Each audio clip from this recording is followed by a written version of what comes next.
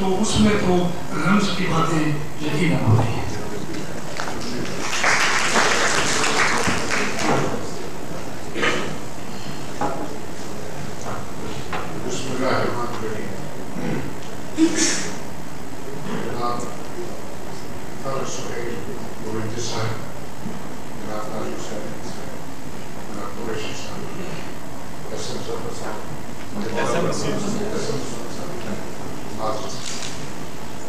سب سے پہلے تو ہم سبھی فاؤنڈیشن فار ڈیموکریسی کا شکریہ ادا کرتے ہیں. انہوں نے نہ ہی صرف ایک اہم سیمینار کا بندوبست کیا ہے بلکہ ایک بہت اہم ایکٹیویٹی انہوں نے شروع کرائی ہے جس کی اس ملک میں اشد ضرورت ہے. اور وہ ایکٹیویٹی ٹرانسلیشن کے حوالے سے ہے.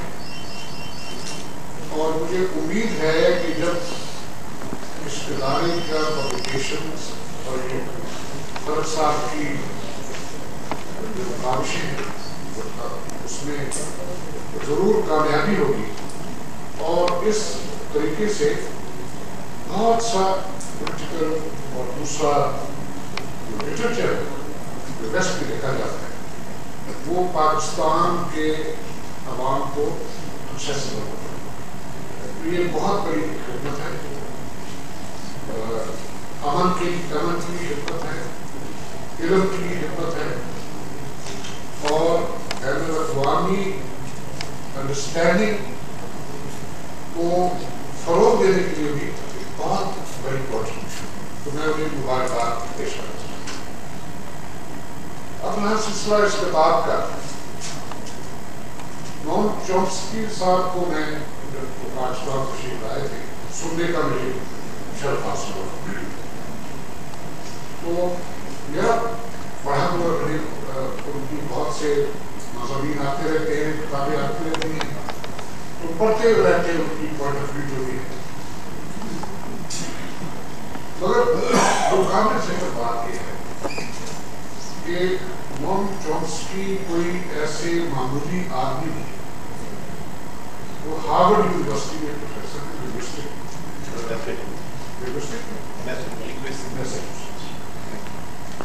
اور جو ویسٹرن اکیڈیمیا ہے, جو علم کا جو اسٹیبلشمنٹ ہے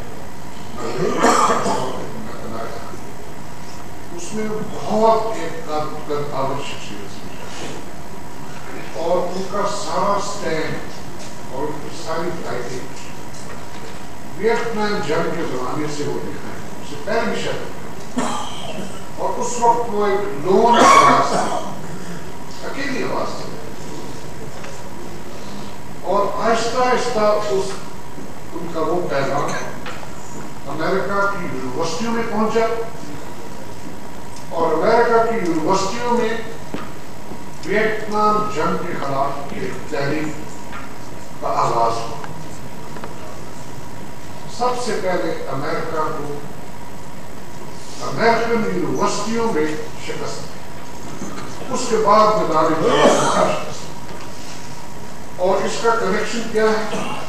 کنیکشن یہ ہے کہ وہی نوجوان جو یونیورسٹیوں میں تھے ان کو ویتنام کے لیے کنسکرپٹ کیا جاتا تھا, بائی فورس کیا جاتا تھا, بائی لا کیا جاتا تھا, اور پھر ان کو ویتنام قربانی کے بکرے بننے کے لیے 80,000 امریکہ کے نوجوان مارے گئے.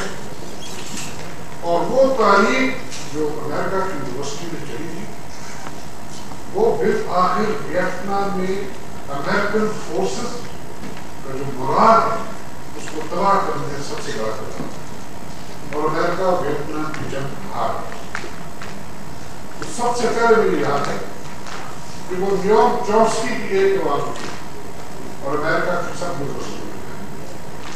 آج پھر نوام چومسکی کی آواز دوبارہ دنیا میں سنی جا رہی ہے اور اب دنیا میں اللہ کی طرف سے ایک نوام چومسکی بہت سا ایک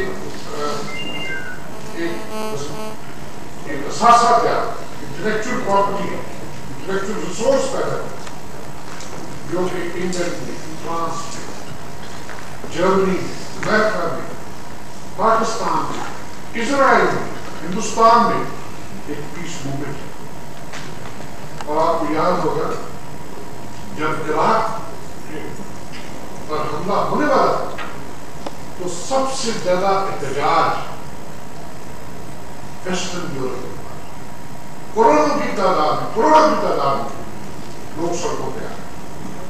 سارا شہر لندن، میرا بیٹا جب بیٹھا تھا اس جلوس میں تھا، اس کو ٹیلی فون آیا وہاں سے.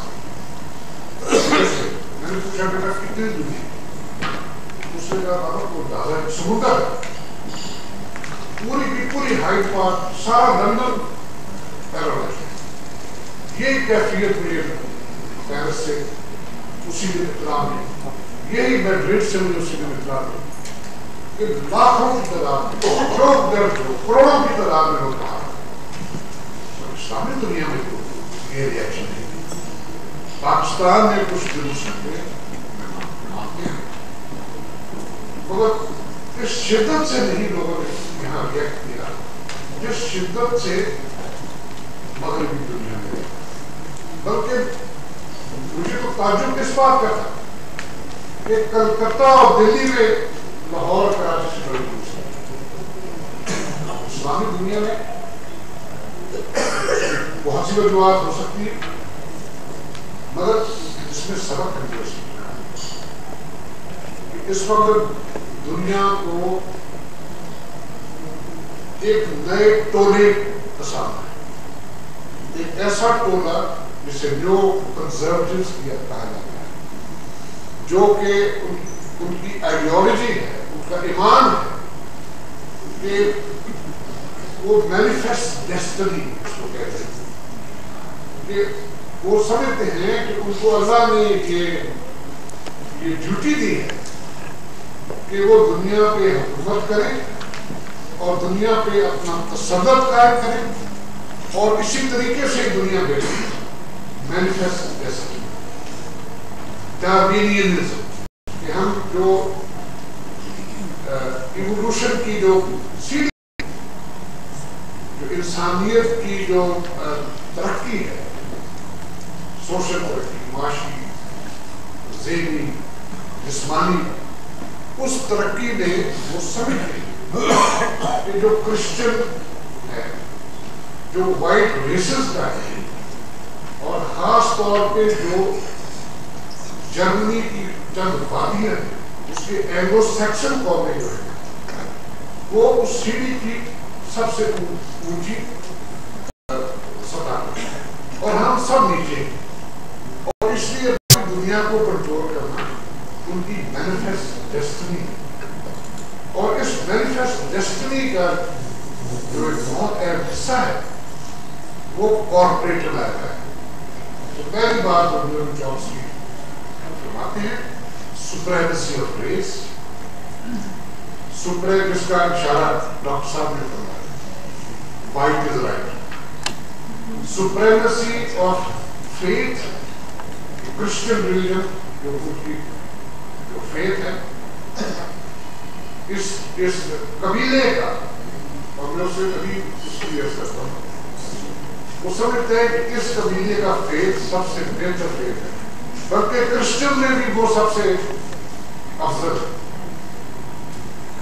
اسی طرح وہ سمجھتے ہیں کہ کارپوریٹ جو اینٹی ہے، بزنس اینٹی ہے، کارپوریٹ پروفٹ کمانا اور دوسرے کے کاسٹ پہ پروفٹ کو بتانا، ڈیویڈنڈز کمانا، وہ ان کا نہ ہی صرف اخلاقی حق ہے بلکہ ان کا مذہبی فریضہ ہے. اس حد تک وہ نیو کنزرویٹو، اور یہی وجہ ہے، اور اس کا اشارہ بھی اس کا جائزہ بھی نتیجہ چومسکی نے کیا ہے. اس وقت امریکہ کی اکانومی ہے، آج سے 15-20 سال پہلے اگر ایک امریکن ورکر 9 مہینے سال میں کام کرتا تھا، آج وہ 10 مہینے کام کرتا ہے اور اس کی ریئل ویج کم ہو رہی ہے. اور اس کی ورکنگ کنڈیشنز جو سی ہیں اس کے حق دے دی جاتی ہے. امریکہ کی ساری دولت نیو یارک اسٹاک ایکسچینج میں دیکھی جاتی ہے.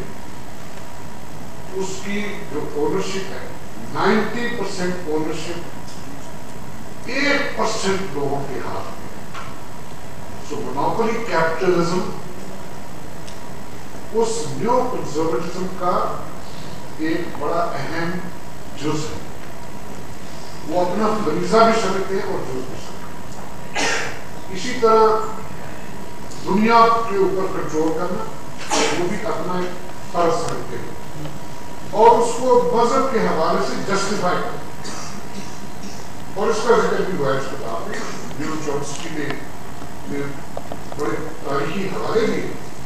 بلکہ جو بڑی تعجب والی بات ہے جس سے میں بڑا متاثر ہوا کہ انہوں نے اپنے مذہب کی بات خود وہ یہودی ہے اور انہوں نے یہ کہا کہ جو کنگ سال ایک ہوتے تھے ان کو پیغمبر سیموئل حکم دیا کہ تم عملیت کے لوگوں کے خلاف جنگ کرو اور ان کا قتل نہ اور ان کے جانور تک نہ چھوڑو, بچے اور عورتوں کو بھی مارو.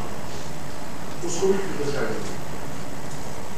تو میں سمجھتا ہوں کہ نوام چومسکی ایک بڑے بہادر شخص انٹلیکچوئل اور جب وہ بات کرتی تو ورلڈ ہیز ٹو لسن, سننا پڑتا اتنی وہ کا دعوت. تو وہ بین الاقوامی حوالے سے ان کا تجزیہ یہی ہے کہ یہ طبقہ مختلف رنگوں میں آتا ہے اور اس نے دنیا پہ اپنا حصہ رکھا ہے.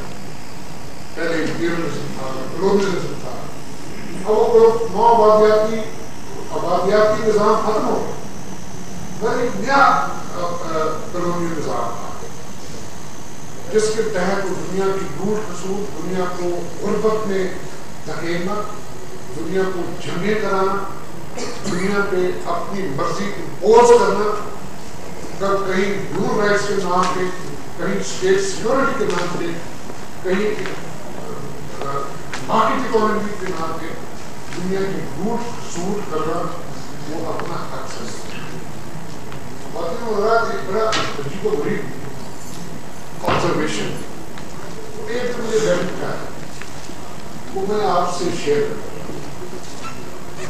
یہ آپ سارے دیکھیں جتنے بھی رورل ویسٹ کے ہیں, امریکہ ہو چاہے برطانیہ ہو چاہے جرمنی ہو, یہ سارے کے سارے تقریباً ایک ہی خطے کے لوگ ہیں. اور یہ جرمنی کی چند وادیاں ہیں جس کی اینگلو سیکسن کچھ قومیں ہیں, ٹرائبس ہیں جنہوں نے 20th سینچری اپنے قبضے میں اور 21st سینچری بھی ان قوموں کے قبضے میں. آئزن ہاور ہو, کلنٹن ہو, جارج بش ہو, یہ سارے کے سارے نارتھ ویسٹرن یورپ کے ایک چھوٹے سے خطے کے 3000 سال پہلے کے کچھ چند ٹرائبس اینگلو سیکسن جن کے کھاتے میں, جن کی ڈکشنری میں رحم کوئی چیز نہیں. 3000 سال یورپ کے انہوں نے جنگیں کی, ایک دوسرے کو مارا ہے اور 100 سال کی جنگ وار آف دی روزز, بے پناہ جنگ اور بے پناہ حرکت بہرحال. اب وہ اس وادی کے چند قبائل ٹرائبس ساری دنیا سے یہ کرتے ہیں. اللہ ہی ہمارا نگہبان ہو سکتا, کیونکہ یہ بڑی بحران ہے. یہ بات کرتے ہیں ویپنز آف میس ڈسٹرکشن, سارا کا سارا ساؤتھ ویتنام میں ادھر بلینز آف ٹنز بایولوجیکل اور کیمیکل ایجنٹس یوز کیے گئے. 10 لاکھ لوگوں کا قتل عام ہو گیا. اسی طرح کمبوڈیا میں بھی نیپون کے کیمیکل ویپنس کے, اور اگر نیوکلیئر ٹیکنالوجی ایک ہتھیار کے لیے کہیں استعمال ہو تو وہ جرمنی میں نہیں ہوئی, جرمنی جس سے سارا الائنس کی جنگ وہ برلن پہ جنگ نہیں پھینکا گیا کیونکہ وہ تو ماموں پہ بیٹھے تھے. نہ وہ روم پہ بم پھینکا گیا مسولینی کے خلاف کیونکہ وہ چچا کے بیٹے تھے.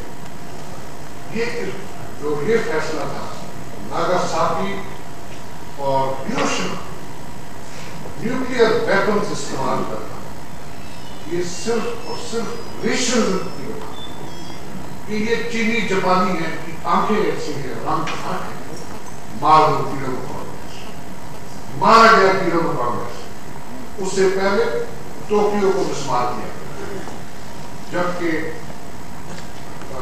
ہوائی پہ حملہ ہوا اس کا بدلہ انہوں نے ٹوکیو کے اوپر 2.5 لاکھ ٹن بم پھینک کے اس کو تباہ کر دیا. اور اس پہ بھی مطمئن نہیں, انہوں نے کہا یہ نیو ویپن یہ جانوروں پہ ٹرائی ہونا چاہیے. اور جاپانیوں پہ اس لیے ریشنزم کی آج پاکستان کو ٹارگیٹ کرنے کی کوشش بہت بڑا جرم کر دیا پاکستان پرولیفریشن کی پاکستان. تو میں پوچھتا ہوں کہ رشیا نے کہاں سے نیوکلیئر بام کیا؟ وہ بھی ساری نیوکلیئر سیکرٹس امریکہ سے لے گئے. اور چائنا کو کہاں سے ملا؟ وہ رشیا سے ملا.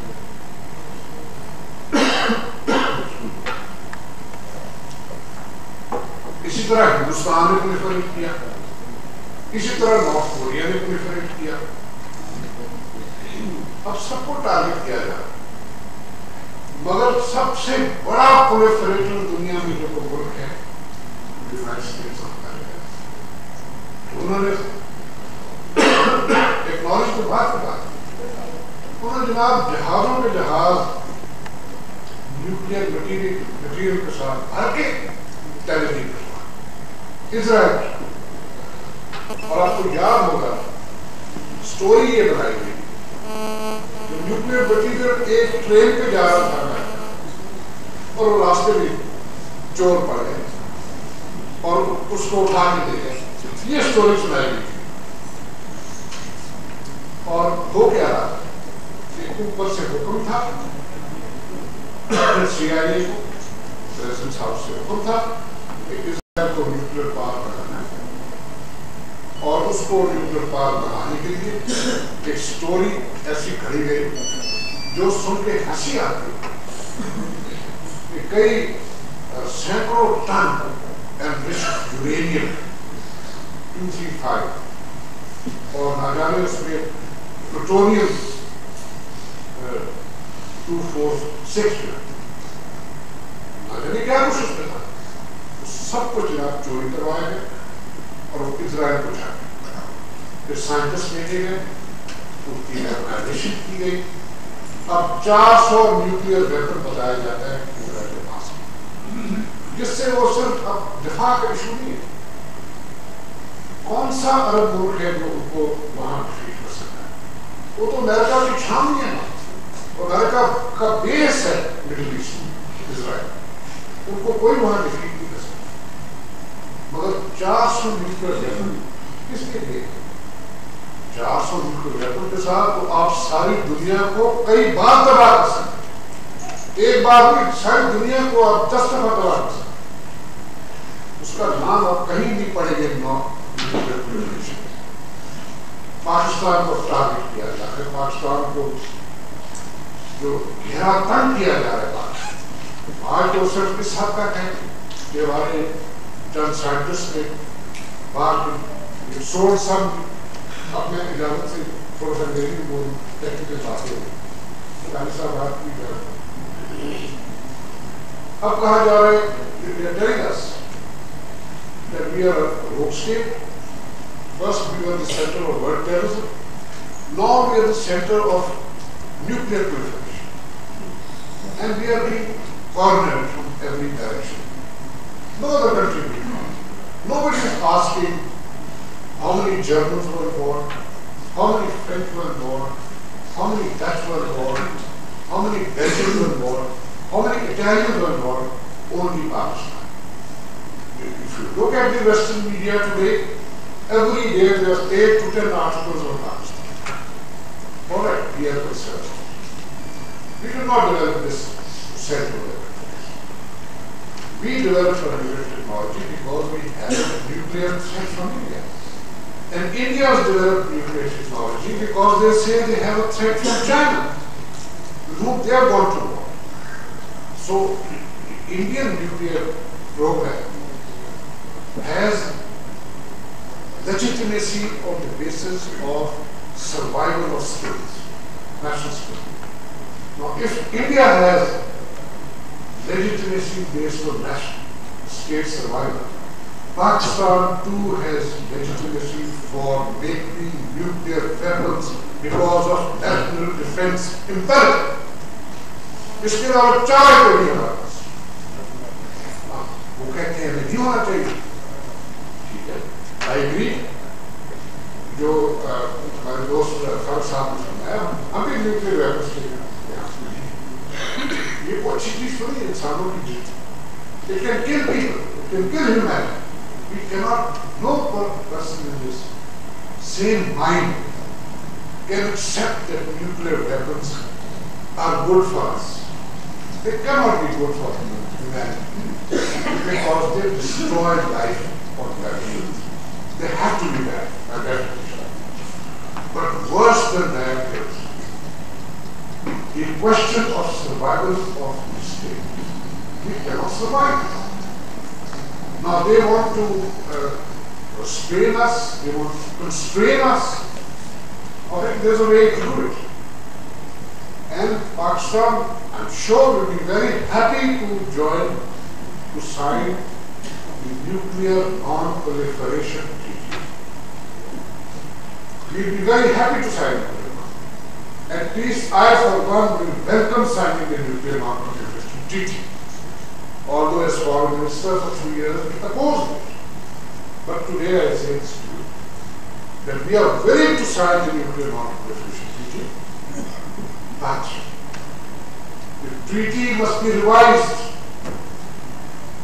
It must go to the United Nations once again, like it was taken by President Clinton for its unlimited mandate. It must be taken back to the General Assembly of the United Nations, where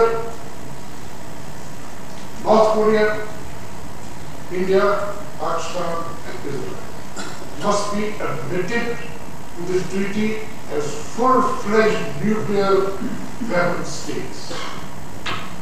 If they are prepared to do this, if they are concerned about nuclear proliferation, then they should come forward and say that welcome to the nuclear club. They must welcome these 4 states because we are, out of these 4 states, India and Pakistan are declared nuclear states. We have demonstrated through nuclear tests that we have nuclear weapons. And Israel has nuclear weapons, and North Korea is believed to have nuclear weapons. So they are near nuclear states, and we are full-fledged nuclear states. Alright, that's our compromise. But mix these 4 states to the club of 5, and that will become a club of 9. The skies will not fall on the world except these 4 states as full-fledged members of the nuclear club. Then we can open our facilities for inspection. We can allow international safeguards by IAEA. Mr. Sardar can come here, he will be entertaining Pakistan very well, look after it. And all our nuclear facilities we can open for inspection. And we can also make a full declaration of how much fissile material we have. Mada kitna hai hamare paas? Plutonium kitna hai? Enriched uranium kitna hai? We can make a full disclosure, if necessary, if in the national interest, of all the nuclear warheads, all the potential warheads that we have. But then our plant cannot be shut down. It should be safeguarded. And the Uttar plant will be used to produce nuclear fuel for power reactors of this world. This is a technology for which Pakistan has spent about $42 billion. What do they want us to shut us down? And if Musharraf shuts it down, then inshallah this country will shut down. But that plant will not be closed because he wishes to be a hero in the Western world. It is not a question of he being lionized as a great savior of Pakistan. He is not the great savior of Pakistan, and neither do we accept him as a savior of Pakistan. And we will not allow anybody in Pakistan to compromise our nuclear program. Yes, they want to negotiate with us, and this is the right way to go. Instead of trying to intimidate Pakistan, instead of trying to twist that arm at all times. 3 years my arm was twisted. Every other week my arm used to be twisted. And they used to use threatening language. They were threatening us all the time. And by the grace of God, we faced it. For 3 years I have the honor of defending Pakistan's nuclear program in the diplomatic program. And we defended it to the best of our ability. And my hope is that Musharraf will not buckle, will not crash as he has been doing in the past.